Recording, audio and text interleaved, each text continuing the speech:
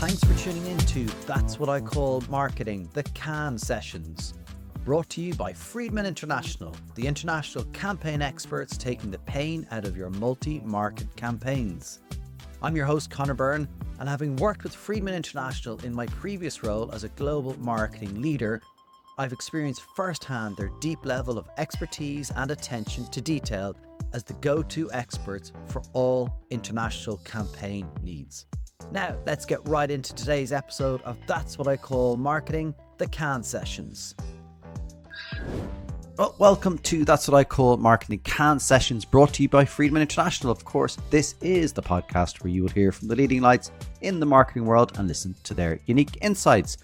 Don't forget to rate or review this episode wherever you are listening or watching. It really does help us reach and build on this amazing community of engaged marketers. If you are interested in getting involved with That's What I Call Marketing, our sponsorship kit is now available on our website, that'swhatIcallmarketing.com/sponsor. Well, for many of you, today's guest needs no introduction. He is the controversial, outspoken marketing professor. No, it is not Scott Galloway. It is the one and only Mark Ritson. Now, when Mark said he would meet me at Cannes, I thought it was going to be like trying to get Bono down Grafton Street, getting him into the press room. But Mark was not only on time, but early for our meeting and was gracious with me, rushing in, pumping sweat, having run from the other side of the beach. And he was in no rush to finish the interview. And honestly, it does not disappoint. We start with something I hadn't heard Mark talk much about at all in other podcasts, his early interest in marketing and his experiences with global brands. And as we are at Cannes, we talk about Cannes, and Mark criticises the overemphasis on creativity. We hit on Mark's views about the decline of American marketing education, the importance of market orientation, and the misconceptions around brand purpose. We debate the role of pretesting, the challenges facing small brands, the future of AI and marketing. To wrap up, Mark has some humorous and meaningful advice for young marketers. If you're passionate about marketing and looking to gain insights from one of the industry's leading episodes, this is an episode just for you. I would recommend, though, that maybe you don't play this episode in the car with kids around, so parental warning advice is now being stuck on this episode. Enjoy. Mark, thanks a million for joining me. My pleasure, Conor. It's brilliant to have you here, and that's what I call marketing.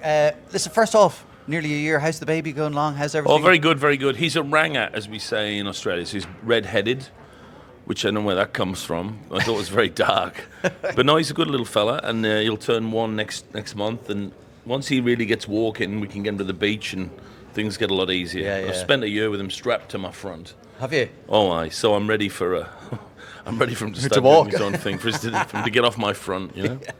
But listen, I was kind of looking back and look, there's a lot about Mark Ritson out in the public domain. But I hadn't really found a lot about kind of what got you into marketing in the first place. What drew you in? I always did it. It's a really interesting lack of interesting answer because I've always done it. I went to university to do marketing, in the 80s. So I just always, that's what I wanted to do. And that's always been my interest. I've never lost the interest, never questioned the interest. I got pretty disappointed in the UK because most of the marketing professors I met in the sort of early 90s all wanted to be something else. Okay. They all wanted to, they came from geography or something. And it was only when I got to America that I found, marketing professors that wanted to do marketing and were working in marketing.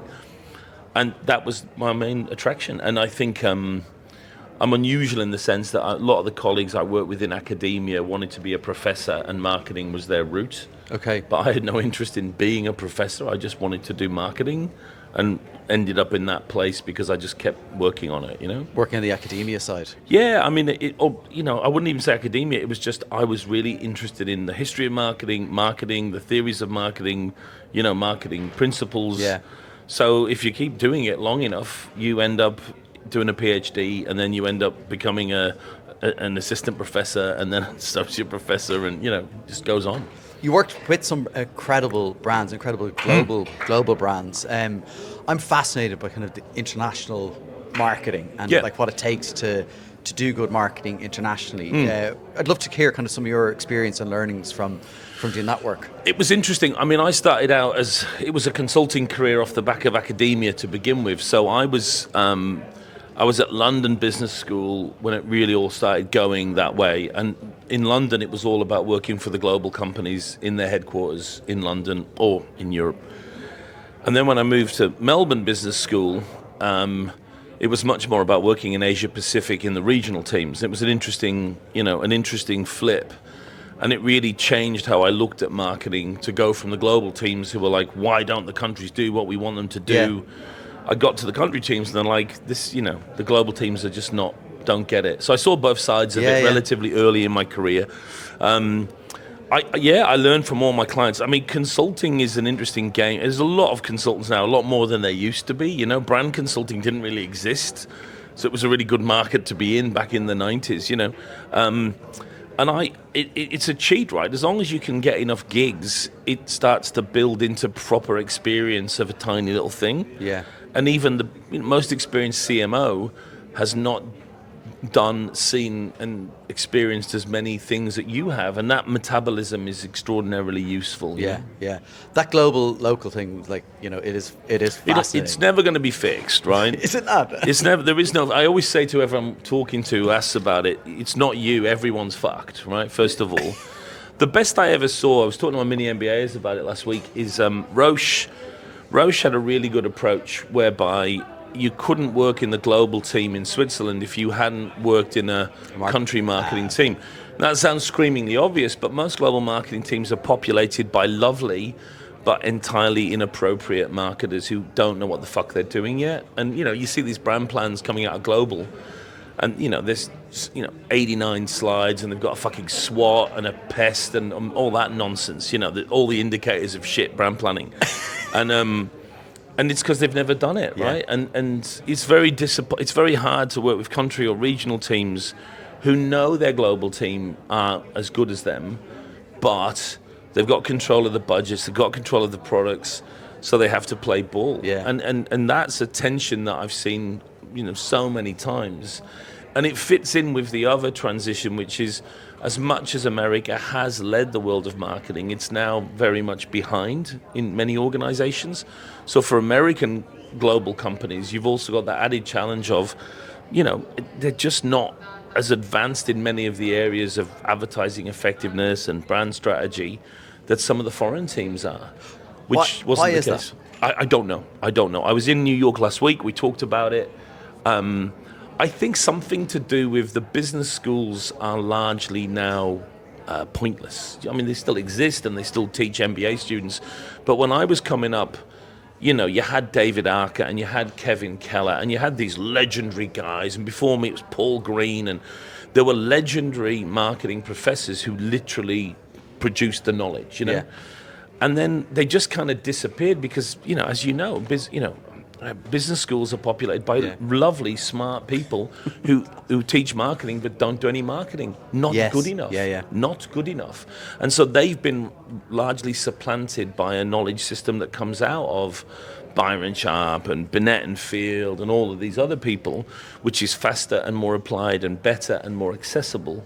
I don't think the Americans are as tuned into it, as everyone else is. I mean, we've got fucking John Legend and I don't know who it is, Mariah Carey or someone being interviewed by what's her face that works with Scott Galloway, right? Yeah. That's what the Americans are doing. It's just horseshit. Well, I was going to say, because there are a lot of... I mean, what the fuck am I... John Legend is a lovely man, wonderful singer. What the fuck am I going to learn about marketing from John fucking Legend? It's a fucking joke.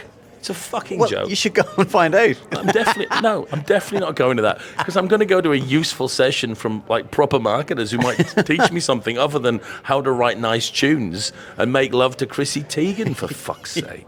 Maybe get into jingles with them. Because there are a lot of Americans here. It's a huge amount of Americans. It's the big advantage of Cannes. It's so well done, and it's my first time here, right? And one of the big advantages already apparent to me is they've actually managed to create a proper, European American nexus, which really doesn't happen a lot. So Cannes is impressive. Apart from John Legend being here, it's impressive. Your first time at Cannes, I was going to get to that a bit later, but you brought it up. You have been, maybe critical is unfair, but I've been super fucking critical, Connor, You reposted the thing last week about the article you wrote, was it 10 years ago with the It's blank about 10 page? years ago, blank page. But I've said lots of other inappropriate things. And I just want to apologize to Essential, partly because I think, a couple of people have said to me, if you don't go to Cannes, you can't critique it. Yeah. I think that's fair. And also Essential's a very big, powerful company now, and I want to apologize to them because they are very important. I want to make it very clear that I'm a big admirer of them. all they do. But yeah, Cannes, what I'm going to talk about is how great Cannes is in my talk this week, but also how overstated creativity is in this whole thing. Do you know what I mean? So I'm still being a complete fucker, but on a sort of slightly lower. Or maybe higher level. Because you're on a stage. So yeah. Look, I apologize. On my talk, I open by apologizing, while also putting a few of the best excerpts up from my various columns over the years. The best one was the one where I did, and I reread it, and I was like, that's quite good.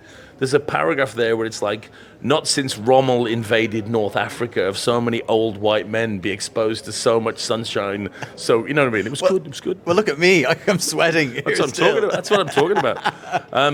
And me too, what am I saying? So yeah, no, I've been a little bit critical of Cannes. My point is the creativity thing is over fucking done. Do you know what I mean? Big time. In what way?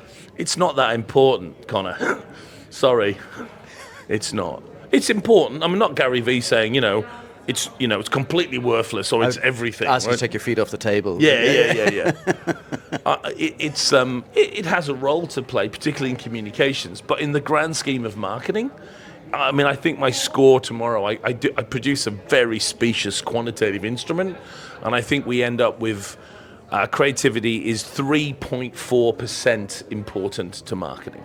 So what's the other 96.6? We've got a whole ton of stuff to do with research, segmentation, then the strategy, positioning, which is a dog's basket at the moment, targeting, which is the most fucked up it's ever been.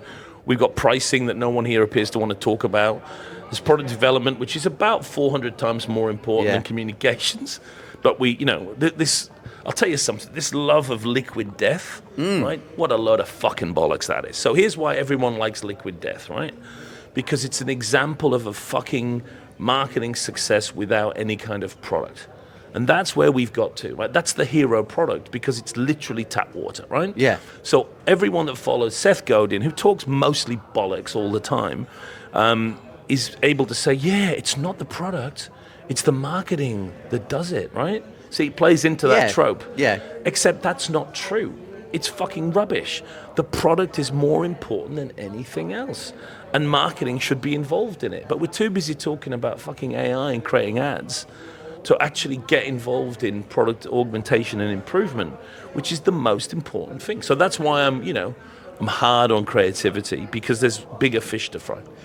But a lot of marketers and senior marketers, which this place is full of, CMOs, are not involved with product and pricing. No, and that's because they're soft. It's because the companies quite correctly have worked out they don't know what the fuck they would do because they're advertising people, right? So part of it is related to the fact that the marketers we're talking about are communications people. Now, in other cases, there are good marketers, and I've worked with a lot of them, and my advice to those marketers is, okay, you're not controlling new product development. First of all, marketers never did control it.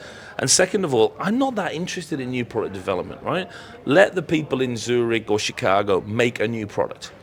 Once it comes off the banana slide and goes into market, all the product elves in R&D aren't interested anymore. That's the time when marketing gets involved. And I'd replace new product development with existing product improvement. Then we can get to work, right? But we can't get to work if we're too busy worrying about a new ad campaign. Do you know what I mean? Yeah. Which in the scale of things, not as important as the usability optimization of the product, but we've gone AWOL on that. Is the risk, though, then, that what marketers will end up doing is talking about the product? And we see that in B2B, which is an absolute shit show. Yeah. Where it's outside or inside out, I've product features that I need to talk about, and that's all we do. And we get horrible, horrendous work as a result of it. Maybe, but I think that's where with communications, you've got, I've got a particular take on positioning. I think, again, it's very poorly done. I think with positioning, we've got very dogmatic about it. Ehrenberg Bass are banging on about category entry points. Others talk about how benefits are more important than features. I actually don't care. What I care about is that we aim for the three things on top of salience that we want the consumer to think when she thinks of the product, right?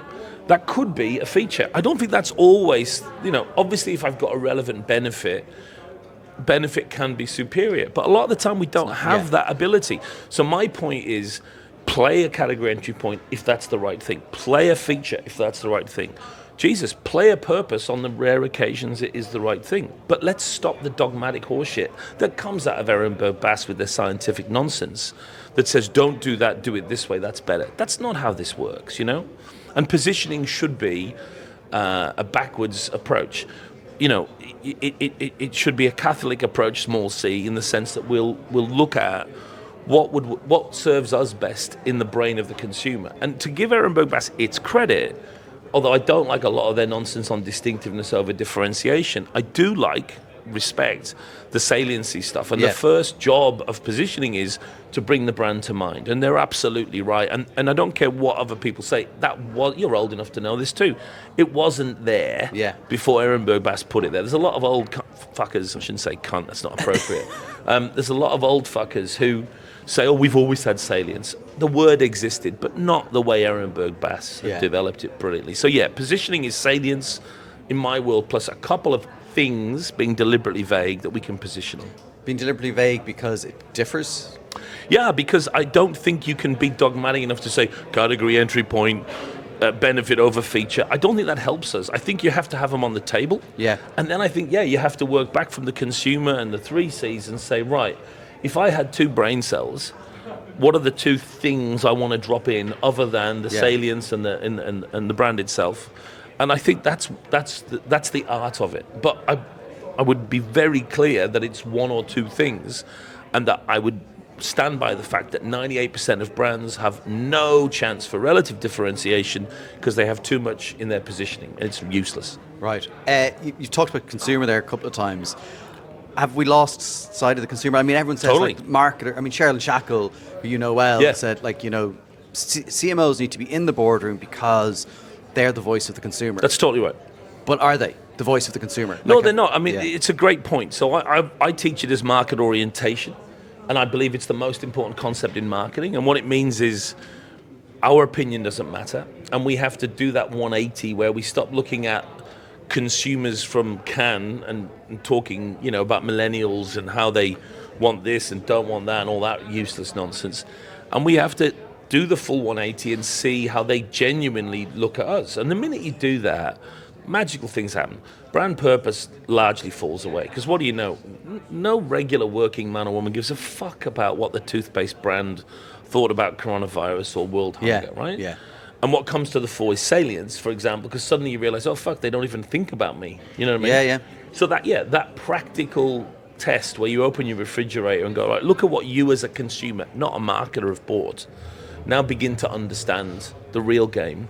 We're very dislocated from it here. Very, very dislocated. And Sherilyn's right. During Corona, the one small smidgen of CMOs, starting with P&G, who had people that knew what they were doing, they weren't doing advertising. They were informing the board, this is what the consumer is going through, because that's our superpower. Galloway said the same thing, and it's right. The best thing we can do is connect with consumers and bring that into the company. It's too much about advertising to them and not enough about understanding, where they're coming from. And so, marketers may not be speaking enough to consumers. I mean, I previously we did a whole, I called it insights, but we were just talking to consumers and we weren't asking them about what they liked about the product. We were asking them about their life, what they were doing. Yeah, I like that. I mean, look, there's some good research Kantar have done where, if you look at, how important is sustainability to you as a consumer, you'll get 40, 50, 60%, which is very important, very, very important.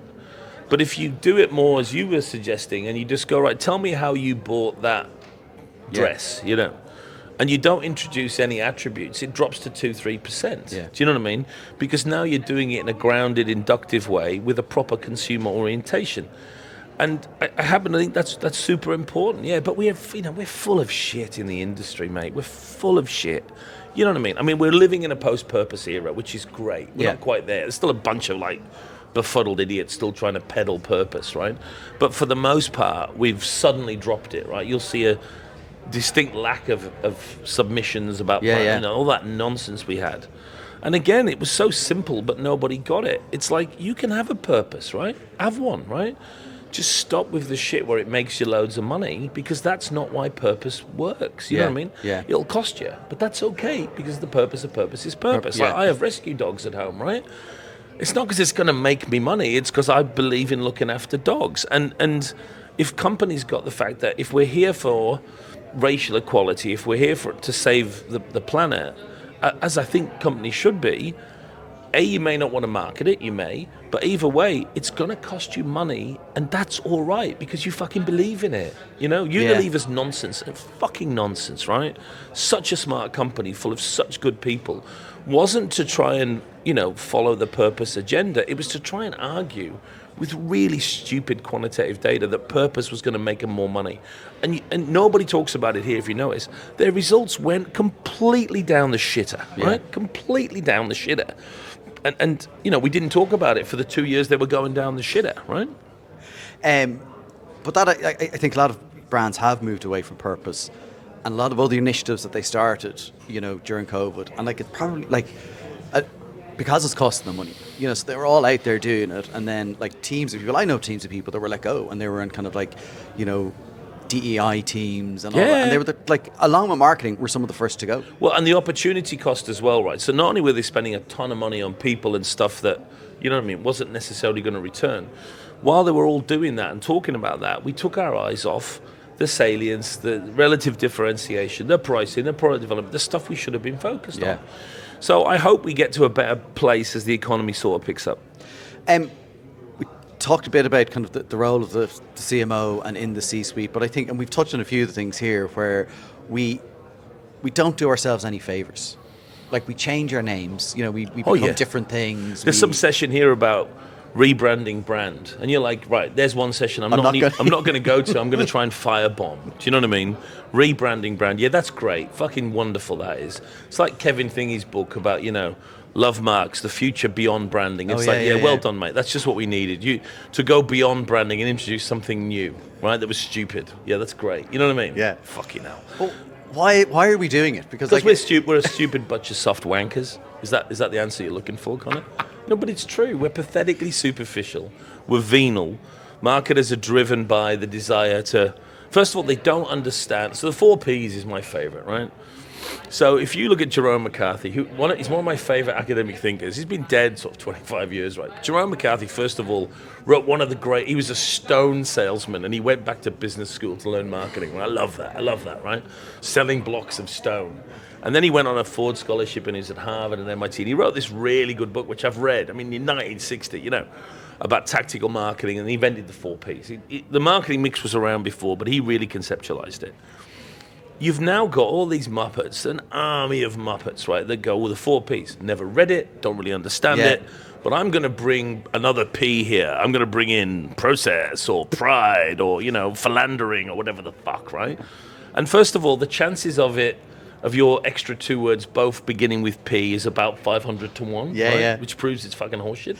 Second of all, I'm so annoyed with these people. You need to read and learn marketing before you try and either A, teach it, or B, change it. There's a guy, it's a terrible incident about a couple of months ago on LinkedIn. There's a guy posted his map of marketing, right?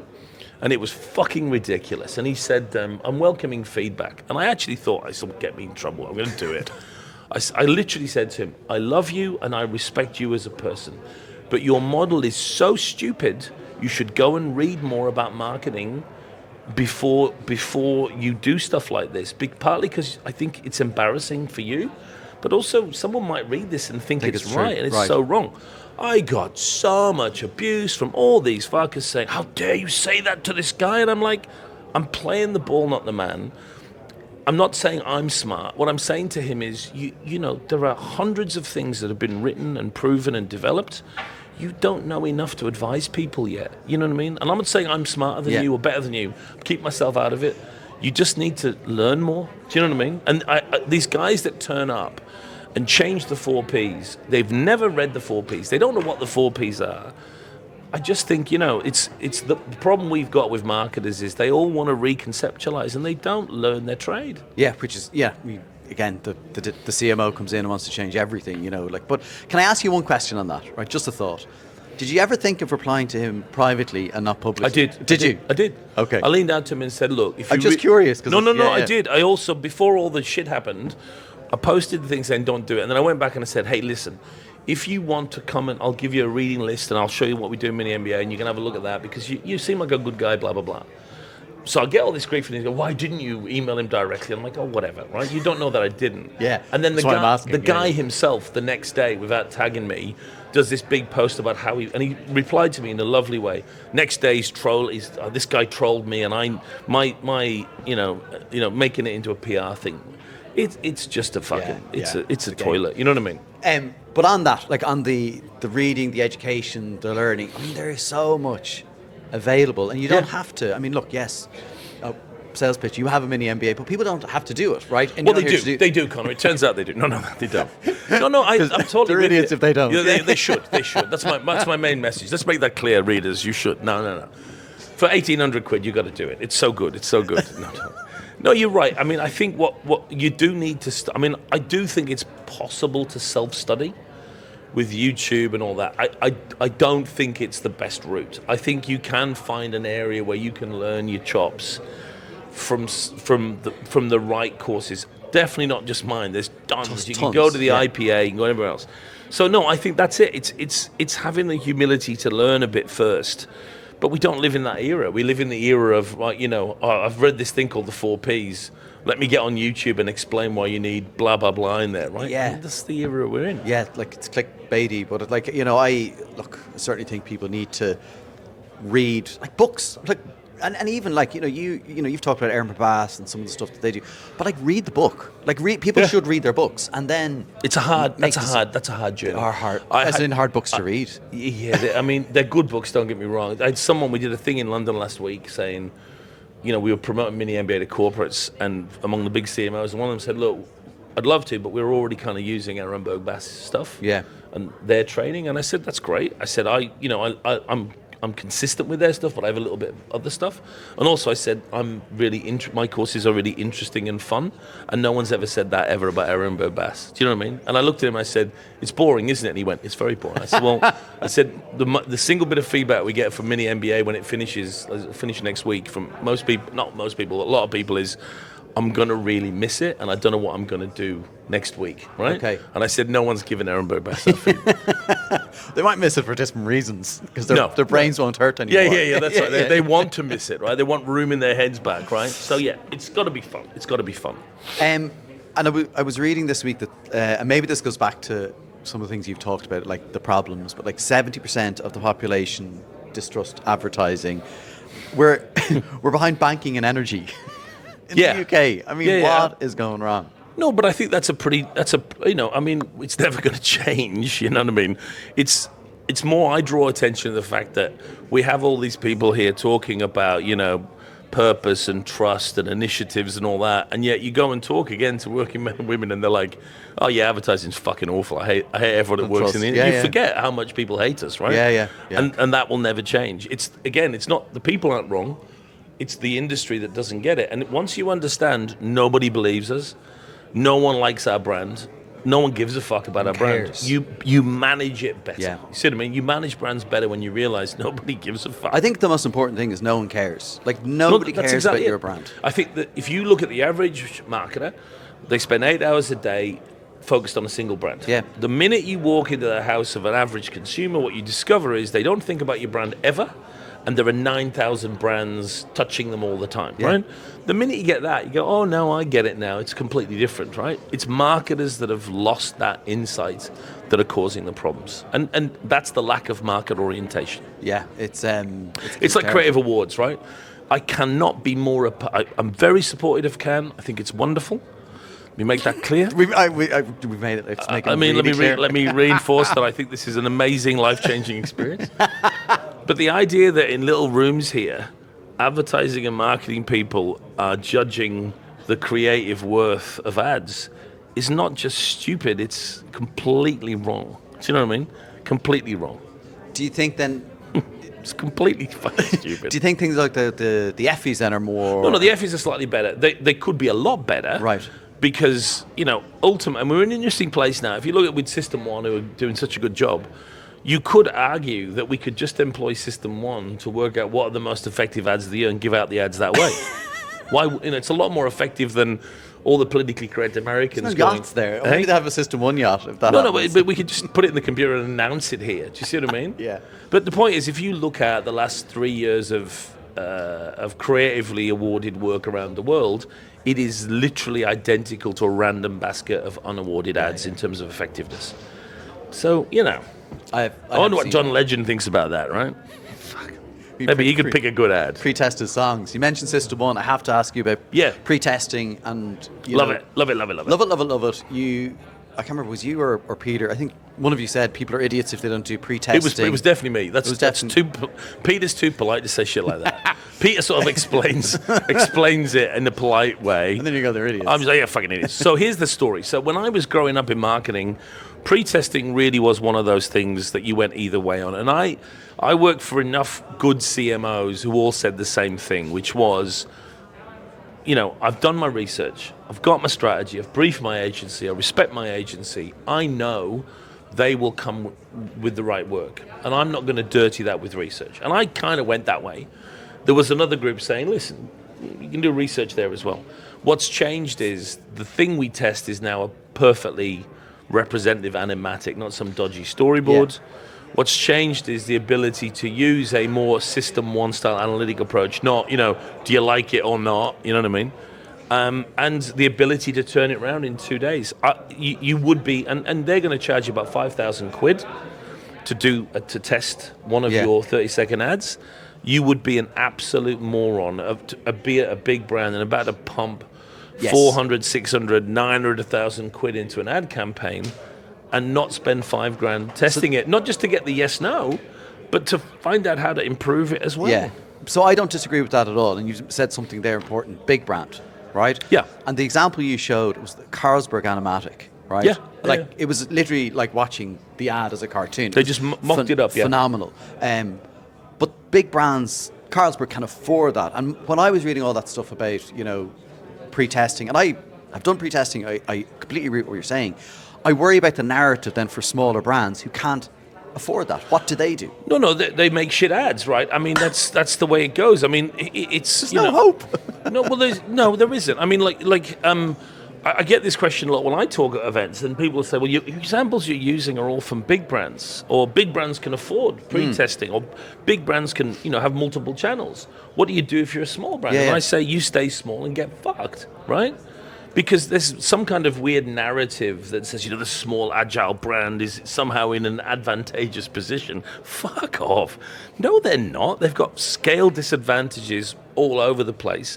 The biggest driver of effectiveness is not creativity, it's how big the brand already is. Yeah. Suck it up, man. So, what do small brands do who can't afford to pre-test? They stay small because their ads are much more likely to be shit. Nobody said it was fair. Nobody said this game was fair. There's no equity in this game. It's capitalism, right? Yeah. So when people say to me, well, what are you going to do about the Americans being further behind in effectiveness thinking right now? And I'm like, absolutely nothing. It doesn't fucking bother me at all. The clients I work with have a real opportunity in America to smash everyone else by reading more globally. But other than that, I don't care. Do you know what I mean? How do I feel about the fact that marketing is less well practiced now than 10 years ago? Great. The people that study on my course are going to smash it up. Do you know what I mean? It makes it easier for us. That's how I feel, You were tuned into That's What I Call Marketing, the Cannes Sessions, brought to you by Freedman International. So for those that, but look, I mean, do you, like that no hope for small brands, I get it. Like, there's lots of evidence that says the small brand, like all the disadvantages are there. Massive. But some make it. Is that just chance? Oh no. There's a couple of things there, right? So let's be not optimistic, but let's be realistic. Hopeful, maybe. So there's a couple of things. First of all, in new categories, right? when new categories spring up and there's virgin fields, or even a subcategory that very cleverly a brand has gone into, which David Archer teaches a lot about, there is then still the opportunity. I mean, Google was a small brand once, and it had the chance. I'm working with these guys, Evidenza, right, with AI. There's no one out there at the moment, right? So that's when small brands have a shot. The other thing they can do, the only other two things they can do, number one, they can be far more aggressive in the way they positioning against the incumbents, the sort of stuff the big guys can't do, right? And the second thing they can do is they can still go in and target niche in order to build their specialty. You know, the more and more we follow the Ehrenberg Bass style insights, which are good for big brands, we're focusing on category entry points, we're trying to target everyone, the more there's room for the smaller brand to go in and subcategory or niche, not because they believe in that shit, but in order to build a foothold and start to get that scale. And if you look at Christensen's stuff on disruption, that's the story, right? You go in and find that small subcategory that no one cares about yet, you build your strength there, and suddenly you turn the tables on the big guys. Yeah. Right? Elf Beauty is probably a good brand that's kind of like grown exponentially. But they've done it in lots of ways. But like advertising has been a part of their journey, right? But as you say, it's a part. It's not the whole story. For the smaller brands, the bigger investment in advertising does have a special thing, the signaling effect. You know what I mean? So we forget that next to salience, the big advantage, never mind what the fucking ad is, you know, just taking out a full page ad in the FT and going, you know, in my case, mini MBA and just showing the logo is signaling the peacock effect, right? Which Rory always talks about, which is basically saying, look how fucking rich we are, look how confident we are, look how likely we are to stay around, that we're putting these ridiculous, expensive ads out there, right? Yeah. That say nothing other than here's the logo. That's a massive part of what a small brand can do to look bigger, you know? Yeah, I might do that that's what I call marketing. FT, front page. It's the way to go if you can afford it, right? I mean, I certainly can't. Oh, no, I mean, I don't know what they're charging now, but it's been mind-boggling, right? Yeah. Well, FT, if you're watching this. The only thing I always thought with Mini MBA or other smaller brands is getting a really big marquee outdoor slot for like a week and then parlaying it through direct social media channels afterwards. Yeah. No, out-of-home is phenomenal for But the out-of-home guys are smart. They're like, they know what you're up to. Like, you can rent Piccadilly Circus for like, you know, 80,000 quid a day, but you have to do a minimum of 10 days. And you're like, oh, fuck, you know. I do like out-of-home, though. I wanted to get your thoughts on retail media. What's your view on kind of the role of it? Legalized blackmail, for the most part, and there ain't nothing wrong with that. So I think everyone's, you know, hot for like, you know, retail media is a growing media.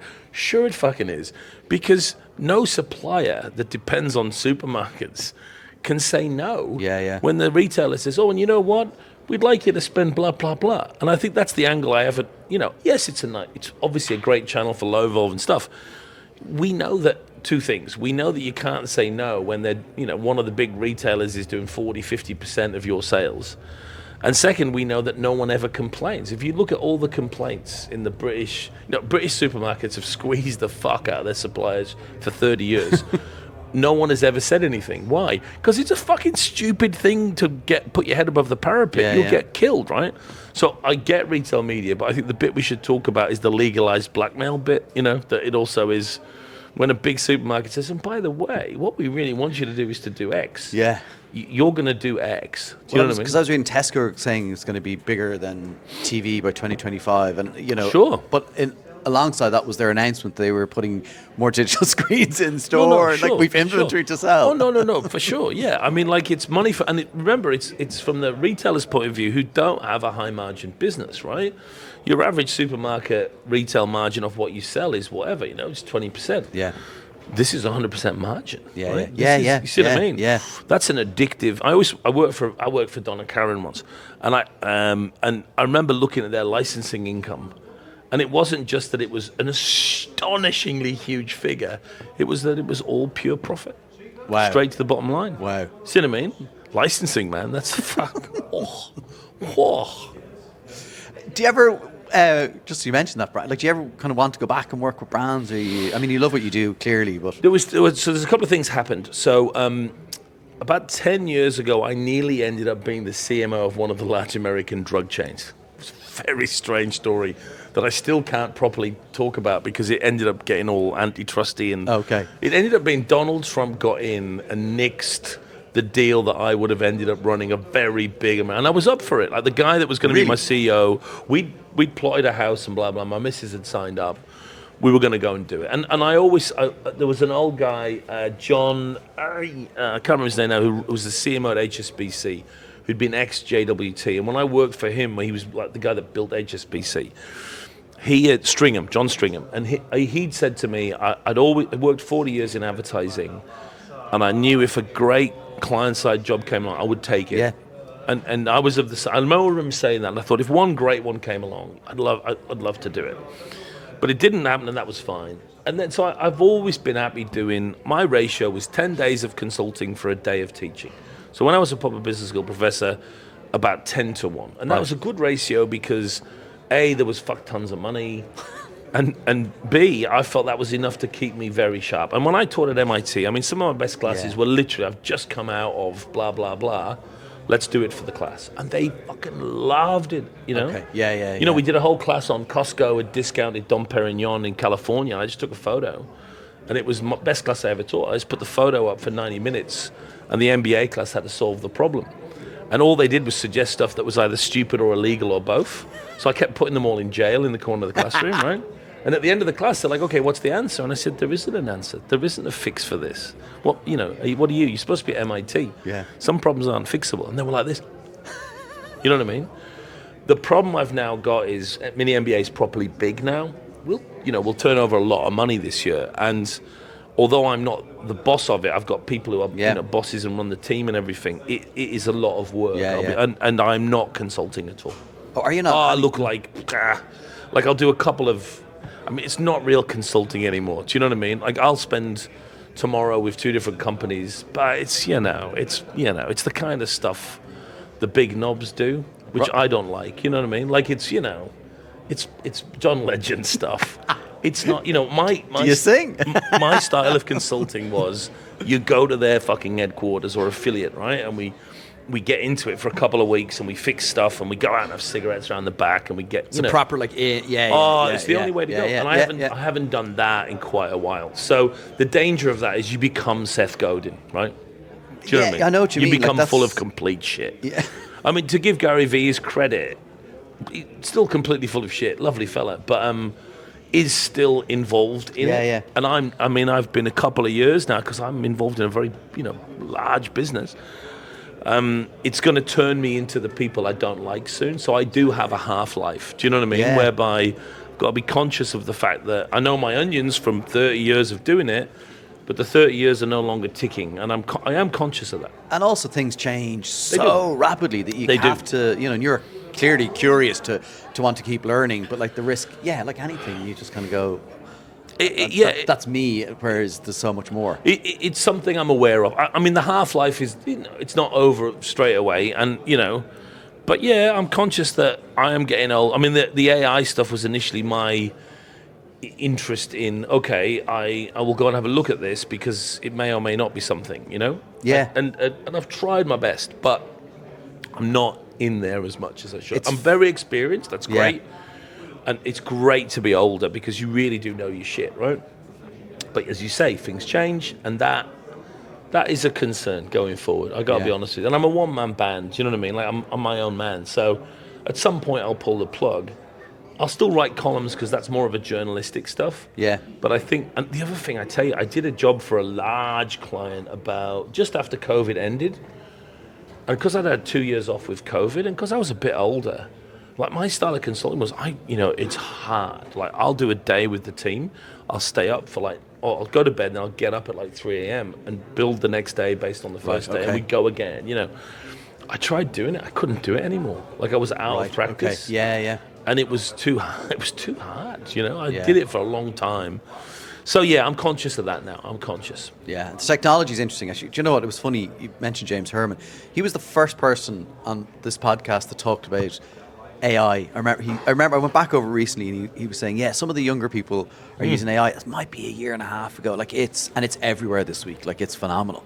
Yeah, you got to be careful. It's AI's everywhere because everyone's full of shit about it. You know what I mean? Like John and Peter run Evidenza who are actually doing synthetic data. I saw them this morning. They'll tell you what's really going on. Yeah, I'm chatting to John tomorrow. John, no. I mean, those boys are at the coalface. That's super important because everyone's got a fucking point of view about it. Yeah. You know. Yeah, Amir Alaboy, who's in the Middle East for Tim Hortons, he said, like, yeah, people are full of shit. Like, people are making it up because they feel like they have to say something about it. But it's fascinating. It has. I mean, it's the same old Bill Gates stuff, right? In the sense that we're all. I know a lot of marketers are very stressed about their life, in marketing because they're in their late 20s and they love marketing and they see this as their career as we did. But there's this sort of dark shadow of what the fuck does it turn into, right? And I feel for them a little bit, just a little bit. They're still young. They're still young and getting laid and stuff. But for me, it's interesting watching it come in because it will be the 30s. It's still very, very basic. But if you've been around long enough, you've seen these things come in, and they do. When we were when I was doing programming of basic computers in like 1982, do you know what I mean? That wasn't it. But by the time Microsoft came along and Google came along, that was it. Yeah. And we're going to see that same. ChatGPT isn't it. Do you know what I mean? It's what it agglomerates into. Yeah, it's going to be... And it's going to be pretty big. Last week, one of those graphical things where you type in the image you want to create and it creates it for you. And it is like it is magic, They've started introducing it where you can type your brief, but then AI can retype your brief to make it better. Oh, wow. That was the first time I got an inkling of it. Of the extra brain. Do you know what I mean? Yeah. I type a thing and it builds a picture for me. Okay. Yeah. But there's a little box you can go for an extra credit. It'll redo it with extra words and make it tighter for you. And you're like, that's something I've never seen. Yeah. You know what I mean? And then you take it and you can make it even better again. That's what I love about it. It's helping. It's exactly it. I posted an example of it in my column where I've got my exams coming up for mini MBA, and we got these like 8 sales reps that you have to manage. And one of them is like Tom Suarez, and he's a Hispanic guy from Chicago, and he's best mates with the CEO, and he's really lazy and plays a lot of golf. But he also leverages the fact that he's got connections with the CEO, so you can't fuck with him. This is literally what I typed in, right? Because this is the story in the case study. Just produces this fucking picture of a man, it's just perfect. It's perfect. He's even looking at the camera like, you can't fucking touch me. Like, it's perfect. I did that for all 8 salespeople, every one of them straight off, just perfect, you can't right? touch me. No, he's there. I'll send it to you. He's in a golf shirt with grey hair, beautiful, quite a good-looking 50-year-old man. Do you know what I mean? Going, you can't fucking living his best life. Yeah. So that bit I think comes strong, and in the 30s it will be very interesting. And as I've said to I was talking to Pete this morning, who's in Evidenza. He likes my point that it's not AI versus an incredibly efficient, brilliant marketing system, particularly in B2B. It's, as you know, there's no data, the strategy's weak.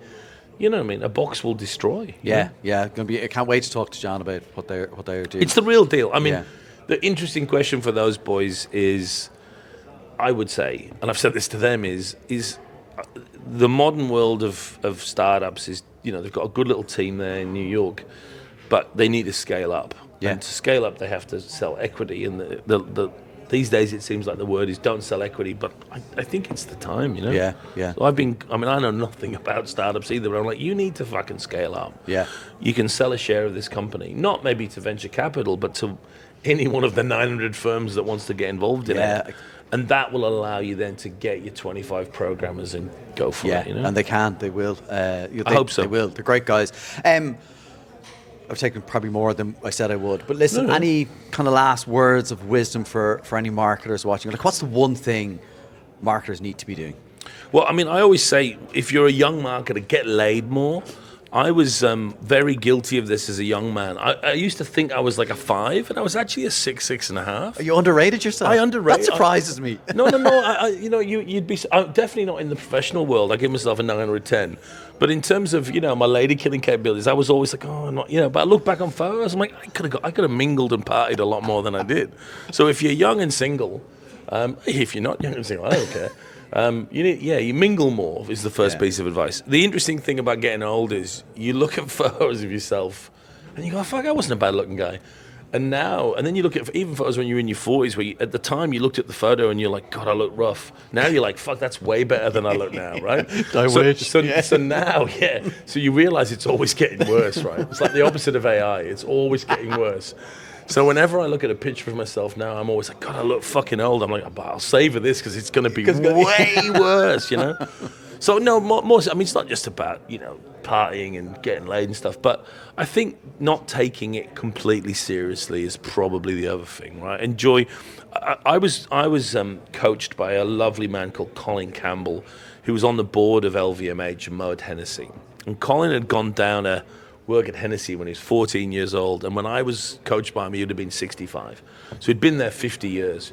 And when I started working for LVMH in France, I was extremely Anglo-Saxon. Like, I couldn't get the French thing. Right. So they found the most senior Anglo-Saxon dude. And that doesn't mean white in French. It just means, you know, you could be black Anglo-Saxon as far as the French are concerned. What they mean is, you know, les Anglo-Saxon, you know, the idiots in the north, you know, that aren't French and Latin and everything. And so they found me Colin, who was the oldest, most senior Anglo-Saxon in the business. And they said, look, you're going to have to help him because he's struggling. And so Colin sort of took me under his wing, a very charming, lovely man, and really sorted me out. But one of the great stories he told me was his main pleasure was Hennessy. He's worked on Hennessy for a long time. And for the first 45 years of working for Hennessy, people would say, you work for Hennessy? And he'd say, yes. And they'd say, oh, that must be a great job. And he would say, no, it's a very serious thing, very serious thing. And it was only in his final 5 or 10 years that he would say, yeah, you know brilliant. What? It's fun. We sell fun and pleasure and beautiful things. And imagine what it'd be like selling yoga or drills, you know what I mean, versus this.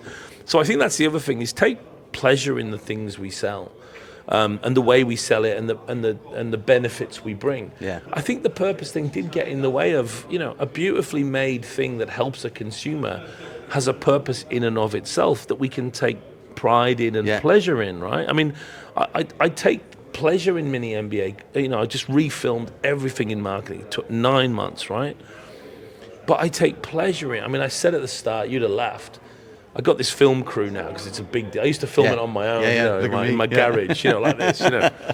And so now we have a film crew and 6 people and all that. And when we started in October, I got them together and I said, look, I'm going to sound like a wanker, but I'm now going to make my masterpiece. This is it. You know, I've been waiting a long time to get this done right.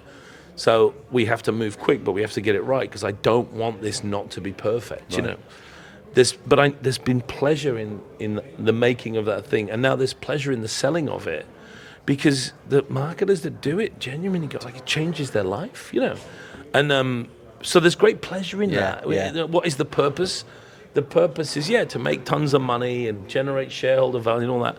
But it's to get these lovely marketers and get them to walk out 10 weeks later going, fuck, I know everything. I'm ready to go, you know? Ready to go. That's, it is. And look, it's a great business, trade, like, you know, whatever. It's brilliant and it should be fun. We should enjoy it. And like, I think so. I agree.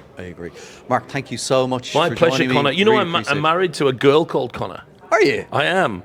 And it's been a source, before we had kids, it was a source of great consternation because we'd check into hotels and the hotel were kind of excited because they'd obviously got a gay couple, you know, Mark and Connor Ritson. And they were visibly disappointed when this very boring hetero couple, and I sort of apologise for her because she just happens to have a man's name, you know. But I've been married to a Connor 20-odd years, you know. Oh, wow. Where is the name from? Like the I think her mum, who's an Australian, had aspirations for the Irish Gaelic Celtic thing. The great thing is her maiden name was Ray, and when our son was born, we called him Ray. Oh, brilliant. But then where I come from in the Lake District, your middle name is always your mother's maiden name, so his middle name's Ray as well. Okay, Ray. So we christened him Ray, and it's stuck. It's stuck. Listen, thanks a million. Enjoy Cannes. I know how much you're going to love it. Yeah, I hope so. I mean, you know, I want to do it in the old school sense of, you know, a bit of drugs, some drink. Oh, no. Am I kidding? I don't know. You got anything? Listen, I'll sort you out after. Turn that off and then we'll have a look in your bag. Yeah, the bag is full. They took away the security. I'm just joking, or am I? Find me on the Quasette if you've got anything. He won't see you. Woo! I'll show you a purpose. Woo! Mark, thanks a million. My pleasure. Make good series. Thank you. Well, I hope you enjoyed that episode. Mark does not disappoint, does he? He is what he is. He is really, really smart, really intelligent, and has strong views, but very open and honest. I love the way he talked about kind of him thinking about kind of the future of like technology and the concerns he has around that for him. I bumped into him later in the day and he was strolling around the festival. And again, he stopped, had time, and was charming. I'm not saying this because I'm surprised. I don't think you get to the success Mark has had by being an absolute dick. But I think that it's good to share that there is another side. He has strong views, he shares them, it's backed by a lot of knowledge. And I also think it's because he really cares about this profession. He actually wants great work, he wants great marketing, he wants great marketers, because it really has an important role to play in the growth of great businesses. Does he poke the bear? Absolutely, but sure, that's why he is box office. So thanks for tuning in to today's episode. Join us next week where I've got a bumper episode, a doubleheader with Karen Nelson Field from Amplified Intelligence, talking about her new book, her new training, so much more. And Karen Deep from Duolingo, he's the regional marketing director in India, and we talk about the approach of global marketing and local marketing in the Indian market. So for me, your host, Conor Byrne, thanks so much for tuning in.